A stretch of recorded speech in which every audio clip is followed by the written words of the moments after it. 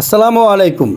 বাংলাদেশে একটা সময় ছিল শবে বরাত মানে শবে বরাতের 3 দিন আগে থেকে শুরু হতো আতশবাজি ফোটানো।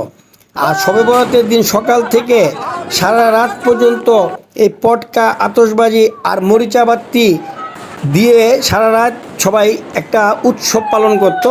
ইবাদতের রাত, কিন্তু ইবাদত করতো না, কারণ এটা পশ্চিমা কালচার আমাদের মাথায় হয়তো ঢুকিয়ে দিয়েছিল এই আতশবাজি ফুটানোর জন্য। কিন্তু আল্লাহ হচ্ছে উত্তম পরিকল্পনাকারী। এটা আস্তে আস্তে বাংলাদেশে মানুষ যখন বুঝতে পারলো এটা ইবাদতের রাত, তখন মানুষ সবাই ইবাদতে মশগুল হয়ে গেল আর তাদের পরিকল্পনা ব্যস্তে গেল। এবং এখন সবাই এই আতশবাজি 31st নাইটে প্রচুর পরিমাণে ফোটায়। তো যারা এই প্রজন্মে তারা হয়তো জানেই না যে শবে বরাতের আগে কী পরিমাণ আতশবাজি আর মরিচাবাতি ফোটানো হতো।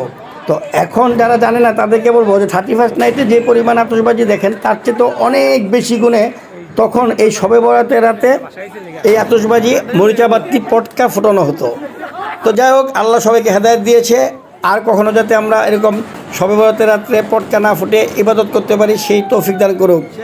প্রত্যেকে ভালো থাকবেন, সুস্থ থাকবেন, নিরাপদে থাকবেন, আর অবশ্যই আমার জন্য দোয়া করবেন। আসসালামু আলাইকুম ওয়া রাহমাতুল্লাহি ওয়া বারাকাতুহু।